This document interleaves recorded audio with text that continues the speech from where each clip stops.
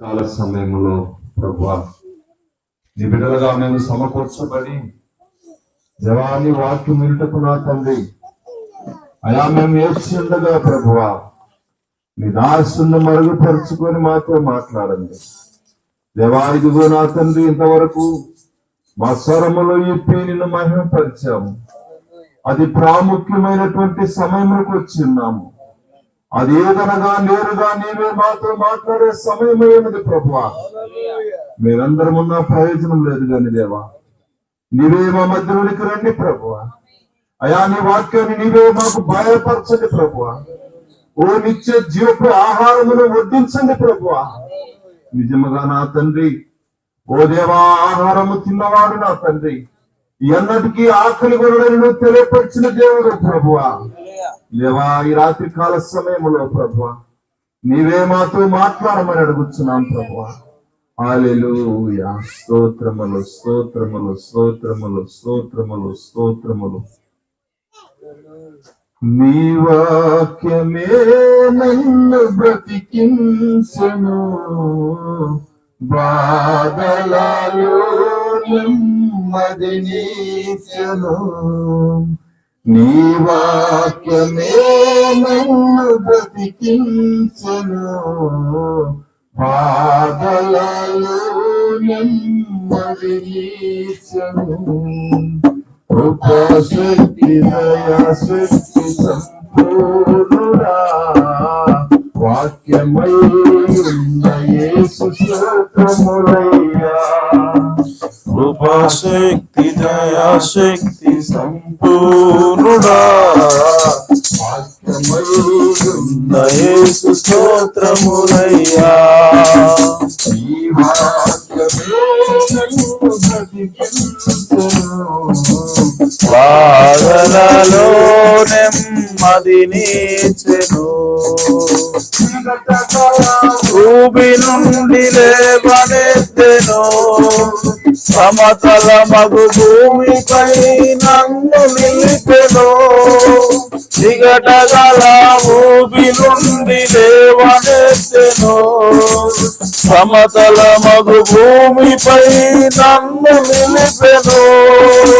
నా పాదములకు దీపమాయను, నా పాదములకు దీపమాయను. సత్యమైన మార్గములో నడుపుచుండెను, సత్యమైన మార్గములో నడుపుచుండెను. నీ వాక్యమే నన్ను బ్రతికించెను, బాధలలో నెమ్మదినిచ్చెను. కృపాశక్తి దయాశక్తి సంపూర్ణుడా వాక్యమై ఉన్న యేసు స్తోత్రములయ్యా. కృపాశక్తి దయాశక్తి సంపూర్ణుడా వాక్యమై ఉన్న యేసు స్తోత్రములయ్యా.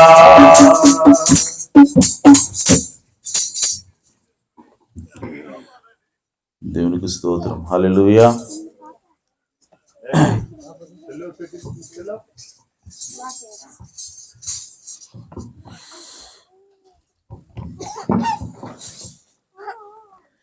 రాయిదని పెట్టుకోమా, రాయిదని పెట్టు.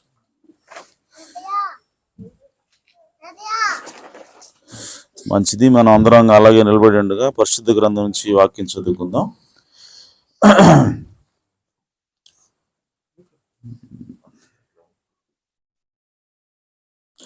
మొదటి పేతురు రాసిన మొదటి పత్రిక 3వ అధ్యాయము 7వ వచనం. పేతురు రాసిన మొదటి పత్రిక 3వ అధ్యాయము 7వ వచనం. 7వ వచనం.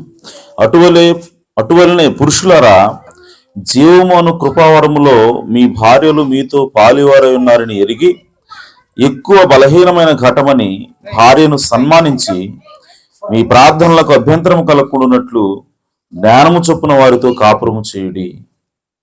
ఆమేన్. మరొకసారి చదువుకుందాం.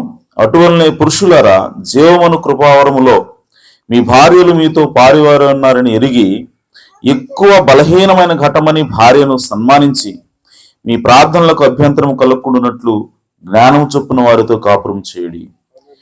దేవుడు తన పరిశుద్ధ వాక్యమునకు తన ఆశీస్సులు జోడు చేయను గాక. తల వంచి చిన్న ప్రార్థన చేసుకుందాం. జీవాధిపతి, జీవము కలిగిన తండ్రి, మీ ఘనమైన ఉన్నతమైన నామమునకు స్తుతులు స్తోత్రం చెల్లిస్తున్నాం. ప్రభువా, ఈ సమయంలో నాయన మరి మంచి వాతావరణాన్ని మీరు మాకు ఇచ్చి ఉన్నారు. ప్రభువా, ఈ సమయంలో మీ బిడ్డలమైనటువంటి అందరము కూడా అయా తండ్రి ఇక్కడ సమకూడి మీ నామాన్ని స్తుతించడానికి, ఘనపరచడానికి మీరు మాకు ఇచ్చిన ఈ గొప్ప అవకాశానికే స్తోత్రం తండ్రి.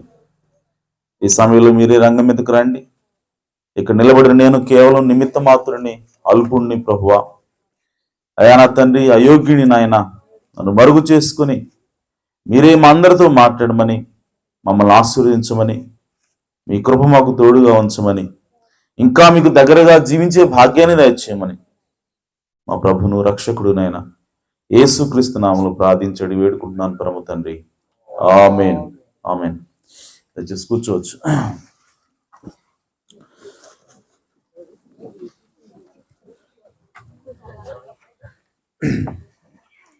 పిల్లలు గొడవ చేయకూడదు. దేవునికి స్తోత్రం. హల్లెలూయా. మంచిది. మరి సమయం 10 నిమిషాలకు 9 అయింది. సరే, కొద్ది నిమిషాలు దేవుని యొక్క వాక్యాన్ని ధ్యానించుకుందాం. అయితే వాక్యంలోకి వెళ్ళబోయే ముందుగా కొన్ని విషయాలు మీకు స్పష్టం చేయాలని చెప్పి నేను ఆశపడుతున్నాను. అదేంటి అంటే, మరి ఈ వీధి సువార్త మేము ఎందుకు చేస్తున్నాం, ఎవరి కోసం చేస్తున్నాం అన్న విషయాల్ని మీకు చెప్పాల్సినటువంటి అవసరం, బాధ్యత మా మీద ఉంది. లేకపోతే అపార్థం చేసుకోవడానికి అవకాశం ఉంది. కాబట్టి ముందుగా నేను దాన్ని క్లియర్ చేయాలనుకుంటున్నాను. అదేంటి అంటే, ఎందుకు మేము సువార్త చేస్తున్నాం అని అంటే, ఎవరైతే క్రీస్తుని ఇంకా ఎరగలేదో, ఎవరైతే ఇంకా లోకంలో ఉన్నారో వాళ్ళని క్రీస్తులోకి తీసుకురావాలన్నది మా ప్రథమ లక్ష్యమైనది. ఆమేన్. దానికోసము ఈ సువార్త కూడికలను మేము ఉద్దేశించి ఉన్నాం. అలాగే రెండవ లక్ష్యం ఏమిటి అని అంటే, ఎవరైతే ఆల్రెడీ దేవుని నమ్మి ఉన్నారో, ఎవరైతే ఆల్రెడీ క్రీస్తుని విశ్వసించి ఉన్నారో వాళ్ళు ఇంకా యేసుక్రీస్తుకి దగ్గరగా వాళ్ళని చేర్చాలని, అది ఇంకా వాళ్ళు యేసుక్రీస్తుకి దగ్గరగా, యేసుక్రీస్తుకి ఇష్టలుగా వాళ్ళు జీవించాలని, ఆత్మీయంగా వాళ్ళు ఎదగాలి అన్నది మా ఉద్దేశమైనది. ఈ రెండు ఉద్దేశాలతోటి మేము ఈ వీధి సువార్త కూడికలు మేము ప్రారంభించాం. మరి ప్రారంభించిన దగ్గర నుంచి కూడా దేవుడు మరి మమ్మల్ని ముందుకు తీసుకెళ్తున్నాడు. సో దేవుడే మమ్మల్ని మోటివేట్ చేస్తున్నాడు. అయితే కొన్ని అనుమానాలు రావచ్చు మీకు.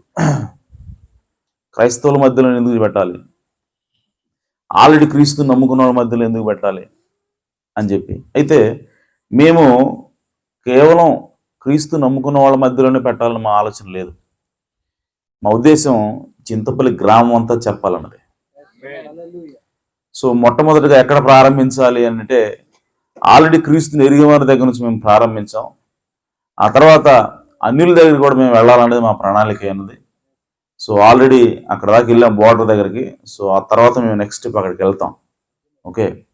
సో కాబట్టి మేము సువార్త కేవలం క్రైస్తవులకే, క్రీస్తుని నమ్ముకున్న వాళ్ళకే చేయాలనేది మా ఆలోచన కాదు, అందరికీ చేయాలన్నది. నమ్ముకున్న వాళ్ళకి, నమ్ముకోని వాళ్ళకి, అందరికీ కూడా క్రీస్తుని ప్రకటించాలి అన్నది మా యొక్క ఆలోచన అనేది. అందుకోసమే ఈ కూటాలు మేము ఏర్పాటు చేస్తున్నాం. అలాగే ఇంకొక ఆలోచన, ఇంకొక అనుమానం మరి ప్రజలుగా సహజంగా రావచ్చు. అదేంటి అంటే, ఒక సంఘంలో వాళ్ళని మీ సంఘంలోకి లాక్కోవడం కోసం కూడా కూటాలు పెట్టొచ్చేమో, అందుకోసం మీరు కూటాలు పెడుతున్నారేమో అని చెప్పి మీరు అనుకుంటే, మీకు నేను ఇచ్చే క్లారిటీ ఏంటి అని అంటే, మేము ఏ సంఘాన్ని కూడా దోచుకోవడానికి మేము ఇక్కడికి రాలేదు. ఆల్రెడీ మాకు సంఘం ఉంది, దేవుడి దయ వల్ల. ఓకే. సో ఆల్రెడీ మరి దేవుని సంఘాన్ని ఎందుకు దోచుకుంటాము అని అంటే, ప్రజల్ని ఎందుకు ఒక సంఘం నుంచి ఇంకో సంఘాన్ని తీసుకెళ్తారు అని అంటే, వాళ్ళ ద్వారా కానుకలు వస్తాయని, వాళ్ళ ద్వారా దశంభాగాలు వస్తాయని తీసుకెళ్తారు. అయితే మీకు ఈ సందర్భంగా నేను క్లారిటీ ఇస్తున్నాను. ఇక్కడ ఉన్నటువంటి నాకు డబ్బుతో సంబంధం లేదు, డబ్బు కోసం నేను వెంపరాడాల్సిన అవసరం లేదు. ఎందుకంటే నా జాబ్ నేను చేసుకుంటాను. ఓకే, సో నేను లెక్చరర్గా వెళ్తే 1,00,000 రూపాయల దాకా నేను ఎర్న్ చేయొచ్చు. ఇవన్నీ చెప్పడం నాకు ఇష్టం లేదు, బట్ కానీ తప్పట్లేదు. కొన్ని పరిస్థితులను బట్టి నేను చెప్పాల్సి వస్తుంది. నాకు జనరల్గా నేనేం చదువుకున్నాను, నేనేం చేస్తాను, ఇవన్నీ చెప్పడం నా ప్రయారిటీ కాదు. ఓకే, అది నాకు ఇష్టం ఉండదు. అయినా సరే మరి పరిస్థితులను బట్టి నేను చెప్పాల్సినటువంటి అవసరం వస్తూ ఉంది. మరి మీకు తెలియకపోవచ్చు నేనేం చదువుకున్నానో. సో నేనేం చదువుకున్నానంటే ఎంటెక్ చేశాను, ప్రస్తుతం పిహెచ్డి చివరిలో ఉంది, పిహెచ్డి కూడా చేస్తున్నాను. లెక్చరర్గానే అంతకుముందు చేసేవాడిని, ఇప్పుడు కూడా చేయడానికి నేను పూనుకుంటున్నాను. నాకు జాబు వస్తుంది. ఓకే, అయితే ప్రియ సోదరి సోదరులారా, నేను జాబ్ చేస్తే ఇప్పుడు దాదాపు 1,00,000 రూపాయలు అంటే నేను దూరం వెళ్ళి చేస్తే నాకు 1,00,000 రూపాయల శాలరీ వస్తుంది. కానీ సంఘానికి దగ్గరలో అందుబాటులో ఉండాలనే ఉద్దేశంతో ఈ చుట్టుపక్కలలోనే నేను జాబ్ చూసుకోవాల్సిన అవసరం ఉంది. కాబట్టి నాకు జాబ్ అనేది కొంచెం లేట్ అయింది. అయినా సరే నేను ఖచ్చితంగా జాబ్లో జాయిన్ అవుతాను. జాబ్ చేయాలనేది నా ఆలోచన. నేను ఆల్రెడీ సంఘానికి కూడా చెప్పాను, మా సంఘానికి. ఓకే, సో నేను జాబ్ చేయాలనుకుంటున్నాను. ఎందుకు అని అంటే జాబ్ చేస్తూ సేవ చేయొచ్చా, సేవకు అసలు ఉద్యోగం చేయొచ్చా అని అంటే, పౌలు గారు ఆయన అపోస్తులుడై ఉన్నాడు, ఆయన ఒక సంఘానికి పాస్టర్ గారు అయి ఉన్నాడు, ఆయన ఎన్నో సంఘాలు కట్టాడు. అయినప్పటికీ ఆయన ఎప్పుడూ కూడా సంఘం మీద ఆధారపడలేదు. ఆయన డేరాలు కుట్టుకుని బతికాడు. ఆయన హల్లెలూయా. తన సొంత చేతులతో ఆయన కష్టపడి పనిచేసి ఆయన యొక్క సొంత పోషణ ఆయనే చూసుకున్నాడు, సంఘం మీద ఆధారపడలేదు. అయితే మళ్ళీ చెప్తున్నాను, పాస్టర్ గారికి సంఘం మీద ఆధారపడే హక్కు ఉంది 100%. అంటే పాస్టర్ అనేవాడు సంఘం మీద ఆధారపడి సేవ చేయొచ్చు, అందులో తప్పు లేదు, అది కూడా కరెక్టే. అలాగే మరి సంఘం మీద ఆధారపడకుండా తన సంపాదన తన పోషణ తను చూసుకుంటూ కూడా సేవ చేయొచ్చు, ఇది కూడా కరెక్టే. ఓకే, సో సేవ చేస్తూ అంటే ఉద్యోగం చేస్తూ సేవ చేసేవాడు కేవలం సంఘం మీద ఉండే పాస్టర్ గారిని తిట్టాల్సిన అవసరం లేదు, విమర్శించాల్సిన అవసరం లేదు. అలాగే కేవలం నేను ఇంకే జాబు చేయట్లేదు, నేను సిరికి దాసుడిని కాదు, నేను కేవలం దేవునికి దాసుడిని, కాబట్టి నేను సంఘం మీదనే ఆధారపడతాను, నేను ఎంత మాత్రం కూడా ఉద్యోగం చేయను, అలా చేసేవాడు తప్పుటోడు అని చెప్పి ఈ పాస్టరు అతను విమర్శించాల్సిన అవసరం లేదు. ఎందుకంటే రెండు బైబిల్లో ఉన్నాయి. హల్లెలూయా. అది పాస్టర్ గారి ఇష్టమైనది. పాస్టర్ గారు కావాలనుకుంటే సంఘం మీద ఆధారపడి సేవ చేయొచ్చు, లేదనంటే తన సొంత పోషణ తను చూసుకుని సేవ చేయొచ్చు అని. అది రెండు విధానాలు బైబిల్లో ఉన్నాయి. కాబట్టి అది మన ఛాయిస్, పాస్టర్ గారి ఛాయిస్ అన్నది. అంతేగాని ఆయన విమర్శించాల్సిన అవసరం లేదు. ఓకే, కాబట్టి నేను చెప్పొచ్చేది ఏంటంటే, ఇక్కడ కోటాలు పెడుతుంది మిమ్మల్ని అందరూ కూడా మా సంఘంలోకి లాక్కుని, ఓకే, తద్వారా వచ్చే కానుకల మీద నేను బతకాలన్న ఉద్దేశం నాకు లేదు, అంత అవసరం కూడా లేదు. ఓకే, ఇది కూడా క్లారిటీ చేయాలనుకుంటున్నాను. ఆ తర్వాత ఇంకోటి ఏంటంటే, మేము సంఘంలోంచి ప్రజల్ని మా సంఘంలోకి లాక్కడానికి ప్రయత్నం చేయట్లా. మేము దేనికోసం ప్రయత్నం చేస్తున్నామంటే, సంఘంలో ఉన్నటువంటి ప్రజల్ని క్రీస్తులకు పంపించడం కోసం ప్రయత్నం చేస్తున్నాం. హల్లెలూయా.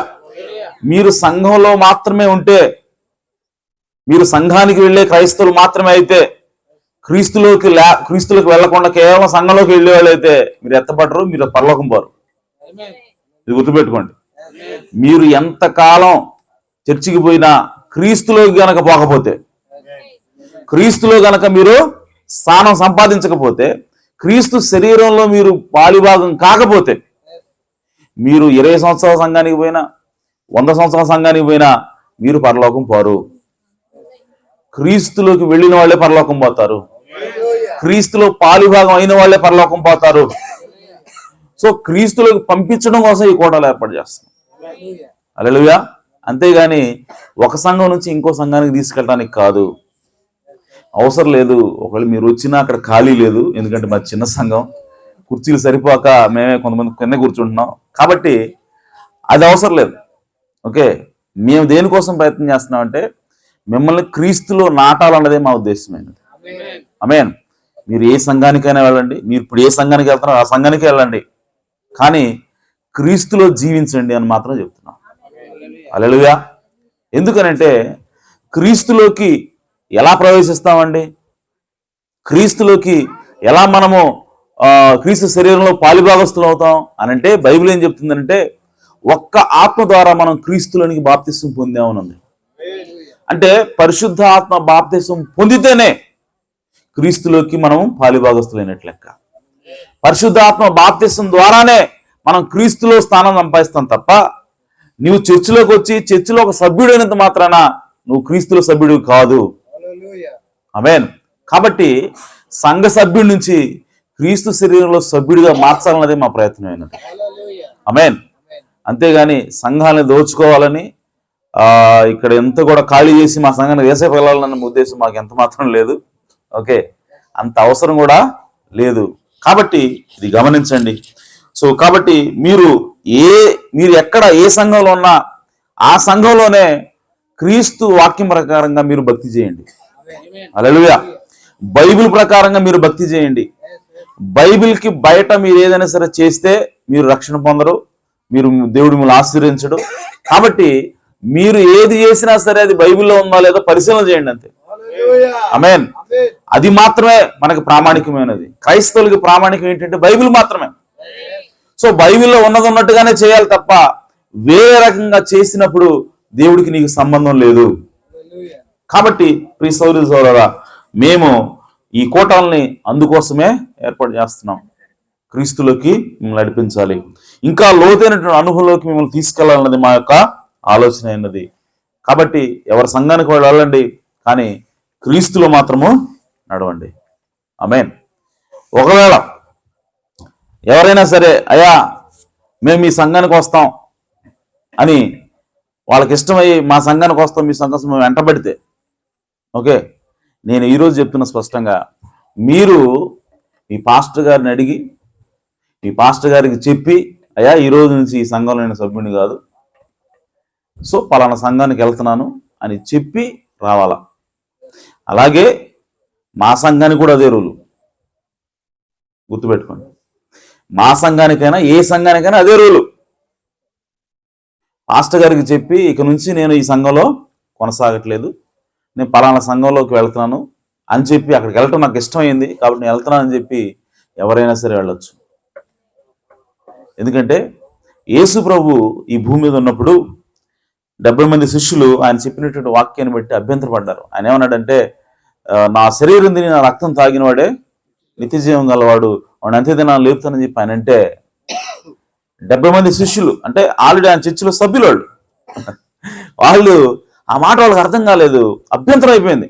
ఏంది ఏ శరీరం ఎట తిన్నెత్తాడైనా, ఈయన రక్తం తాగటం ఏంది, అరే మనల్ని నరమాంస పక్షులుగా మార్చేటట్టున్నాడైనా అని చెప్పి వాళ్ళకి ఆ వాక్యం అర్థం కాక వాళ్ళు ఏం చేశారంటే యేసు ప్రభుని వెంబడించడం మానేశారు. చర్చికి రావట్లేదు, ఇంకా ఆగిపోయాడు. హల్లెలూయా. ఆగిపోతే యేసుక్రీస్తు ఏమన్నాడు తెలుసా? ఆయన అన్నాడు, ఇక్కడ ఉన్నవాళ్ళు కూడా చూశాడు, 12 మంది ఉన్నారు, 70 మంది పోయారు, 12 మంది ఉన్నారు. ఆ 12 మందిని చూసి ఆయన అన్నాడు, మీరు కూడా వెళ్తారా అన్నాడు. హల్లెలూయా. అంటే యేసుక్రీస్తు అనగా ఆయన నిజమైన పాస్టర్ అయి ఉన్నాడు. ఈ లోకంలో ఉన్నట్టు అందరు పాస్టర్కి మాదిరి ఎవరు? యేసుక్రీస్తే. సో యేసుక్రీస్తే నిజమైన పాస్టర్ అయి ఉన్నాడు. ఆ పాస్టర్ గారు ఏమంటున్నాడంటే, అయ్యా మీకు ఇష్టమైతేనే ఇక్కడ ఉండండి, లేదు వేరే సంఘానికి వెళ్తా అంటే వెళ్ళండి మీరు కూడా అన్నాడు ఆయన. హల్లెలూయా. సో కాబట్టి పాస్టర్ గారిగా నేను కూడా అదే మాట చెప్పాలా, ఏ పాస్టర్ అయినా అదే మాట చెప్పాలా. హల్లెలూయా. అర్థమైందన్నమాట. ఎందుకంటే యేసుక్రీస్తు ఆ విధంగా చేశాడు, ఆయన నిజమైన పాస్టర్. అంతకు మించిన పాస్టర్ ఎవరైనా ఉన్నారా? ఆ పాస్టర్ గారు ఏమంటాడంటే, మీకు వెళ్ళాలనుకుంటే మీరు కూడా వెళ్ళొచ్చు అంటున్నాడు ఆయన. హల్లెలూయా. ఆయన ఎప్పుడు కూడా పట్టుకొని రిస్ట్రిక్ట్ చేసి మీరు ఉండాల్సిందే ఇక్కడ అని చెప్పి అనలేదు. ఎందుకనంటే యేసుక్రీస్తు యొక్క ఉద్దేశం సంఘం యొక్క సంఖ్యని విస్తరించాలని కాదు, లేదంటే వాళ్ళ ద్వారా డబ్బులు దండుకోవాలని కాదు ఆయన ఉద్దేశం. ఆమేన్. వాళ్ళని పరలోకం తీసుకెళ్లాలనేది ఆయన ఉద్దేశమైనది. హల్లెలూయా. సత్యం చెప్పడమే ఆయన యొక్క ఉద్దేశమైనది. కాబట్టి ఒక పాస్టర్ గారిగా, నిజమైనటువంటి పాస్టర్ గారిగా, దేవుని చేత పిలువబడిన పాస్టర్ గారిగా ఎవరైనా సరే వాళ్ళు ఏం చేయాలంటే వాళ్ళ లక్ష్యం ఏమై ఉండాలంటే క్రీస్తులోకి ప్రజలు నడిపించాలన్న లక్ష్యం ఉండాలి తప్ప డబ్బు సంపాదించాలనో ఓకే సంఘాన్ని కట్టేసి ఇంకేడికి పోనీయకుండా నా దగ్గరే ఉండాలి అని చెప్పి అనుకోవటం అనేది నిజమైన పాస్టర్ లక్షణం కాదు. ఆమేన్.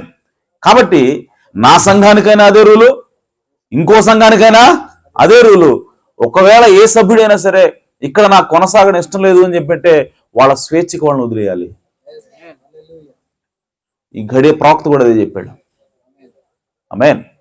కాబట్టి ప్రియ సోదరి సోదరులారా, డబ్బుల కోసం మేము సేవ చేయట్లేదు, సంఘాన్ని పెంచుకోవడం కోసం సేవ చేయట్లేదు, కేవలం ప్రజల్ని క్రీస్తులోకి నడిపించడం కోసం, ఇంకా లోతైన అనుభవంలోకి నడిపించడం కోసమే ఈ వీధి సువార్త కూటాలు పెడుతున్నాం. ఆమేన్. కాబట్టి డినామినేషన్ భేదం లేదు, సంఘం భేదం లేదు. ఓకే, ఎవరైనా సరే ఈ కూటాలకు హాజరవచ్చు, వాక్యం వినొచ్చు, మరి ఆశీర్వాదాలు పొందుకోవచ్చు. ఆమేన్. కాబట్టి ప్రియ సోదరి సోదరుల ఈ విషయాలు నేను స్పష్టం చేయాలని అనుకుంటున్నాను. ఓకే, సో దాంతో వాక్యాలకు వెళదాం. చదువుకున్న వాక్య భాగం నుంచి ఈరోజు అంశం ఏంటి అని అంటే మిస్టరీ ఆఫ్ వీకర్ వెసెల్, బలహీనమైన ఘటం యొక్క మర్మము. ఇప్పుడు మనం బైబిల్లో చదువుకున్నాం, ఒకసారి మీరు మళ్ళీ చదువుదాం. అటువలనే పురుషులారా, జీవమును కృపావరములో మీ భార్యలు మీతో పాలువారై ఉన్నారని ఎరిగి ఎక్కువ బలహీనమైన ఘటమని భార్యను సన్మానించి, ఏమన్నది ఇక్కడ? భార్య ఎక్కువ బలహీనమైన ఘటమని ఎరిగి భార్యను సన్మానించి అంటాడు ఆయన. బలహీనమైన ఘటం అంట, మళ్ళీ దాన్ని సన్మానించాలంట. ఓకే, బలమైన ఘటాన్ని సన్మానించమని చెబితే ఓకే, బలహీనమైన ఘటమాన్ని ఎలా సన్మానిస్తాం మనం, ఎలా గౌరవిస్తాం? సన్మానించడం అంటే శాలువ వేసి పూలు వేసి ఇది కాదు. ఓకే, సన్మానించడం అంటే గౌరవించడం. ఇంకో విషయం ఇక్కడ స్పష్టంగా గమనించాలి మనం, అదేంటంటే భర్త భార్యని గౌరవించాల్సిన అవసరం ఉంది. జనరల్గా పురుషుని యొక్క థాట్ ఎలా ఉంటుందంటే, ఆలోచన, స్త్రీని గౌరవించేది ఏంది, వాళ్ళకి మర్యాద ఇచ్చేది ఏంది? బైబిల్ చెప్తుంది ఏమని, వాళ్ళని సన్మానించాలని చెప్తా ఉంది. భార్యని సన్మానించాలి అంటే భార్యని గౌరవించాలని బైబిల్ చెప్తా ఉంది. హల్లెలూయా. కాబట్టి మనం నిజంగా క్రైస్తవం అయితే, క్రీస్తుని వెంబడించే వాళ్ళమైతే మనం ఖచ్చితంగా భార్యని గౌరవించాలా. అవమానకరంగా మాట్లాడకూడదు, నీచంగా మాట్లాడకూడదు, తీసేసి మాట్లాడకూడదు. మనం ఆమెను గౌరవించాలని బైబిల్ చెప్తా ఉంది. హల్లెలూయా. ఎందుకు గౌరవించాలంట అనంటే ఆమె బలహీనమైన ఘటన కాబట్టి గౌరవించాలంట. ఇదేంది? ఈరోజు మనం దాని గురించి తెలుసుకోవాలి. ఫస్ట్ అసలు ఆమె బలహీనమైన ఘటన ఎందుకైంది? ఆమె బలహీనమైన ఘటమైతే, స్త్రీ బలహీనమైన ఘటమైతే, భార్య బలహీనమైన ఘటమైతే, మరి పురుషుడు బలమైన ఘటమనే కదా అర్థం. హల్లెలూయా. సో పురుషుడు బలమైన ఘటము, స్త్రీ బలహీనమైన ఘటం. సో ఆమె బలహీనమైన ఘటం ఎలా అయింది అని చెప్పంటే, ప్రియ సోదరి సోదరులారా, ఆది కాండలకు మనం వెళ్ళాలా. ఆదిలో దేవుడు ఆదాముని సృష్టించాడు. ఆదాముని సృష్టించినప్పుడు ఆదాము బలమైన ఘటముగా ఉన్నాడు.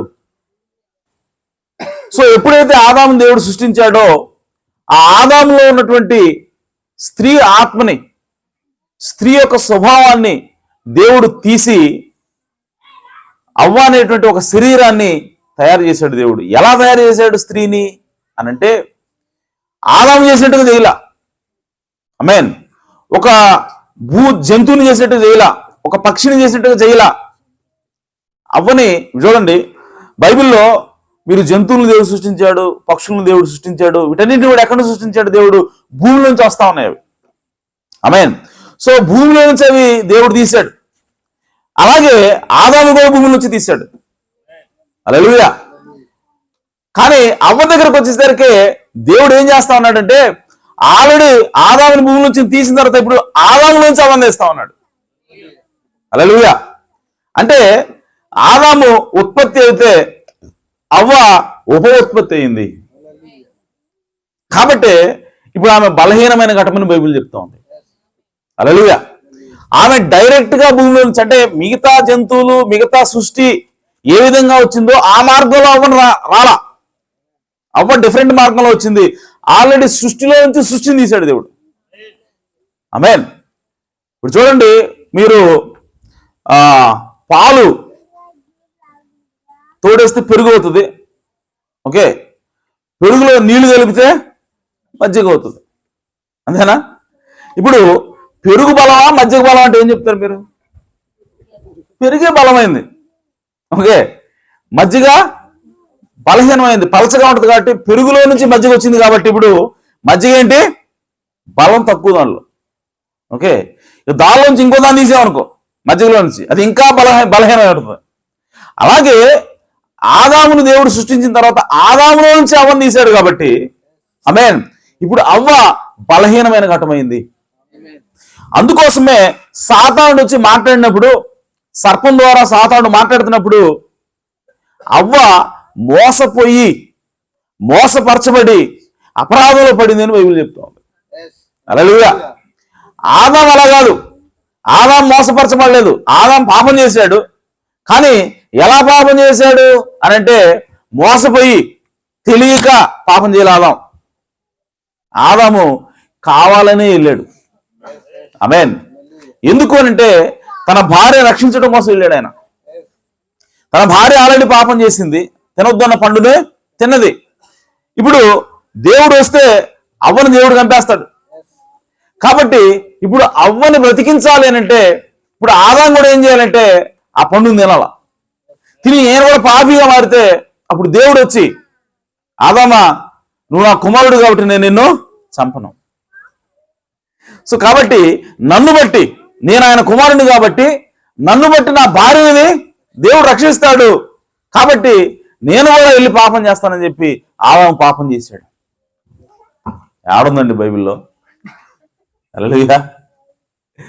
ఎక్కడుంది బైబిల్లో అని అంటే, ప్రియ సోదరి సోదరులారా, మనకి ఎప్పుడైనా గమనించండి, పాత నిబంధన అనేది నీడ అయితే కొత్త నిబంధన నిజమై ఉన్నది. హల్లెలూయా. సో పాత నిబంధనలో ఒక సంఘటన జరుగుతూ ఉందంటే పౌలు గారు చెప్పాడు ఆ మాట, నేను సొంత చెప్పట్లా. ఓకే, పౌలు గారు ఏమన్నాడంటే, పాత నిబంధన ఛాయ అయితే కొత్త నిబంధన నిజమై ఉన్నది. హల్లెలూయా. పాత నిబంధన రాబో వాటికి ఛాయ ఉన్నది అని పౌలు గారు చెప్పాడు. అంటే మనము ఇక్కడ నిలబడ్డాను, నేను నా నీడ ఇక్కడ పడుతుంది.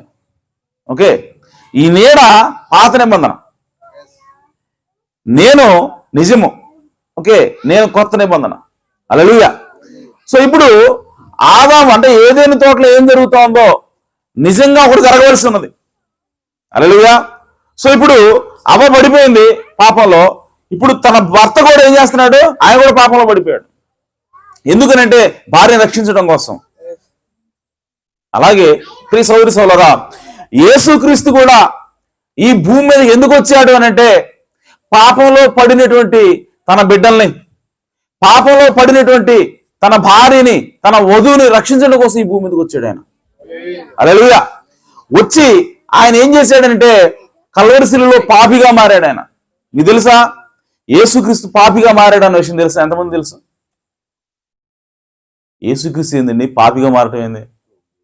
యేసుక్రీస్తు దేవుడు కదా, పాపి ఎలా అవుతాడు? ప్రియ సోదరి సోదరులారా, ఆ కల్వరి శిలువలో ఎప్పుడైతే ఆయన ఎక్కాడో, ఆమేన్, లోకంలో ఉన్నటువంటి పాపాలన్నీ తీసుకొచ్చి దేవుడు యేసు ప్రభువుని పెట్టాడంట. అందుకోసమే ఆయన లోక పాపములు మోసుకుని పోవు గొర్రెపిల్ల. హల్లెలూయా. సో దేవుని గొర్రెపిల్ల పాపాలను మోసుకెళ్తా ఉంది. కాబట్టి లోకంలో ఉన్న పాపాలన్నింటి కూడా నువ్వు చేసిన పాపం, నేను చేసిన పాపం, ఈ ప్రపంచంలో ఉన్నటువంటి మనుషులు అందరూ చేసిన పాపం తీసుకొచ్చి ఎక్కడ పెట్టబడింది? యేసుక్రీస్తు మీద పెట్టబడింది. కాబట్టి ఇప్పుడు యేసుక్రీస్తు పాపిగా మారాడు, కల్వరి శిలువలో ఆయన పాపయ్యాడు. ఎందుకు అనంటే ప్రియ సోదరి సోదరులారా, బైబిల్లో ఇంకో చోట రాయబడింది, మ్రాను మీద వేలాడిన ప్రతివాడు శాపగ్రస్తుడు బైబిల్లో రాయబడింది. యేసుక్రీస్తు మ్రాను మీద వేలాడాడు, ఆయన కూడా శాపగ్రస్తుడిగా చూడబడ్డాడు. కాబట్టి యేసుక్రీస్తు మీద లోకం యొక్క పాపాలన్నీ కూడా పెట్టబడినప్పుడు యేసుక్రీస్తు పాపిగా మారాడు. ఆ పాపాలంతా కూడా ఆయన కావాలని మీద వేసుకున్నాడు. ఎవరో పెట్టితే మోయట్లేదు ఆయన, ఎవరో బలవంతంగా తీసుకొచ్చి తగిలించలా పాపం యేసుక్రీస్తుకి. తనంతట తానే వచ్చి ఇవ్వండి ఆ పాపం నేను మోసుకెళ్తానన్నాడు ఆయన. హల్లెలూయా.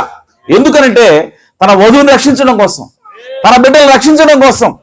వాళ్ళు పాపంలో ఉన్నారు కాబట్టి ఈయన కూడా పాపంలోకి దిగాల్సి వచ్చింది. ఆ రోజు ఆ ఏదైనా తోటలో ఆదాం ఏం చేశాడో, అవ్వ పాపంలో ఉంది కాబట్టి ఆదాం కూడా పాపంలోకి దిగాల్సి వచ్చింది. అలాగే యేసుక్రీస్తు కూడా పాపిగా మారాల్సి వచ్చింది మన కోసం. హల్లెలూయా. కాబట్టి ప్రియ సోదరి సోదరులారా, ఆ విధంగా మరి అవ్వ అపరాధంలో, మోసపరచబడి అపరాధంలో పడింది. దానికి కారణం ఏంటంటే అవ్వ బలహీనమైనటువంటి ఘటమై ఉన్నది. హల్లెలూయా. సో ఆదాము ఆల్రెడీ దేవుడు సృష్టించేశాడు, ఆదాము నుంచి తీయబడింది కాబట్టి ఆమె బలహీనమైన ఘటమైంది. కాబట్టి ఆమెను బలహీనమైన ఘటమని దేవుడు పిలుస్తా ఉన్నాడు. అయితే ఇప్పుడు సమస్య, ఆమెను ఎందుకు గౌరవించాలి? హల్లెలూయా. ఆమె బలహీనమైన ఘటం అన్నప్పుడు ఆమెను గౌరవించాల్సిన అవసరం ఏంటి అని చెప్పంటే, ప్రియ సోదరి సోదరులారా, అవ్వ గనక లేకపోతే అసలు అవ్వని దేవుడు డైరెక్ట్ చేయొచ్చు కదా, ఆదాం చేసినట్టుగా అవ్వను కూడా చేయొచ్చు కదా, మట్టిలోంచి తీయొచ్చు కదా డైరెక్ట్ గా. ఎందుకు ఆదాం యొక్క పక్కటెముకను తీసి తయారు చేశాడు? ఆమేన్. అప్పుడు ఆమె బలహీనమైన ఘటం అవుతుందని దేవుడు తెలుసు కదా, తెలిసే బలహీనమైన ఘటంగా ఎందుకు తయారు చేశాడు? ఆమేన్. ఎందుకంటే దానికి ఒక పర్పస్ ఉంది, దానికి ఒక ఉద్దేశం ఉంది దానికి. హల్లెలూయా. ఏమిటి అని అంటే, ప్రియ సోదరి సోదరులారా, దేవునిలో అనేకమైనటువంటి గుణ లక్షణాలు ఉన్నాయి. దేవుడు తండ్రిగా ఉండాలి. ఆమేన్. ఆయన తండ్రిగా ఉన్నాడు అంటే ఆయనకి పిల్లలు ఉండాలి. హల్లెలూయా. అలాగే దేవుడు రక్షించువాడుగా ఉన్నాడు, రక్షించువాడు అనేటువంటి గుణం ఆయనలో ఉంది. ఆమేన్. చూసుకున్నాడు, నేను రక్షకుడిగా ఉండాల్సినటువంటి అవసరం ఉంది, నాకు ఆ గుణం ఉంది లోపల. మరి నేను రక్షించాలి అని అంటే ఏదో ఒకటి పడిపోవాల్సింది ఉంది కదా, ఎవరో ఒకరు తప్పిపోతే నేను రక్షించేది. ఆమేన్. మరి తప్పిపోయే లేకపోతే నేను రక్షకుడు ఎట్టవుతా? ఆమేన్. అలాగే ఆయన లోపల ఇంకో గుణం ఉంది, అదేంటంటే స్వస్థపరిచే యెహోవా అనే గుణం ఉంది. ఆయన స్వస్థపరిచేవాడు అని ఒక లక్షణం ఉంది ఆయన లోపల. ఇప్పుడు ఏది కూడా రోగం రాకపోతే, ఏది కూడా రోగగ్రస్తం కాకపోతే, జబ్బు రాకపోతే దేనికి ఈయన ఏ విధంగా స్వస్థపరుస్తాడు? ఆమేన్. సో కాబట్టి దేవుల్లో ఉన్నటువంటి గుణ లక్షణాలు కొన్ని ఉన్నాయి. ఆ గుణ లక్షణాలు బయలుపడాలి అంటే, ఆ లోపల ఉన్నటువంటి గుణం బయటికి రావాలి అంటే ఆయన ప్రేమామయుడై ఉండాలి. ఆమేన్. సో ఆయన ఒకరికి ప్రేమ చూపించాలంటే ఎవరో ఒకరికి ఆ ప్రేమ కావాల్సినటువంటి స్థితిలో పడిపోయి ఉండాల. హల్లెలూయా. కాబట్టి దేవుడిలో ఆ లక్షణాలన్నీ కూడా ఉన్నాయి. ఆయన లోపల అవి తన్నుకుంటాయి, ఎలా ఎప్పుడు బయటికి రావాలి నేను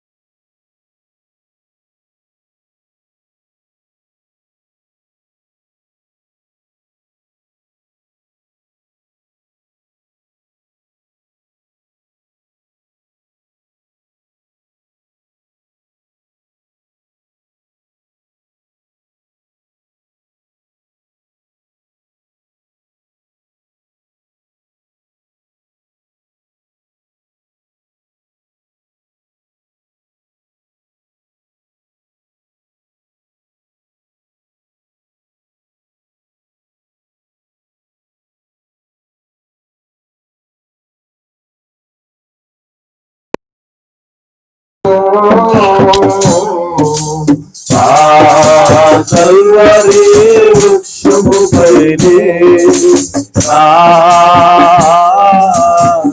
రక్షణను కొనెను. కల్వరి వృక్షముపైనే నేను ప్రేమించుచున్నాను నా ప్రభువును. ఎందుకనగా ఆయనే మొదటిగా నన్ను ప్రేమించెను. నా పాపమంతటినే కడిగెను. తన రక్తముతో ఆయనే తన ఆత్మతో మేలు కొల్పెను. తన సేవాకై ఆయనే నా పాపమంతటినే కడిగెను. తన రక్తముతో ఆయనే తన ఆత్మతో మేలు కొల్పెను. తన సేవాకై ఆయనే నా రక్షణను కొనెను. ఆ కల్వరి వృక్షముపైనే నా రక్షణను కొనెను. ఆ కల్వరి వృక్షముపైనే నేను ప్రేమించుచున్నాను నా ప్రభువును.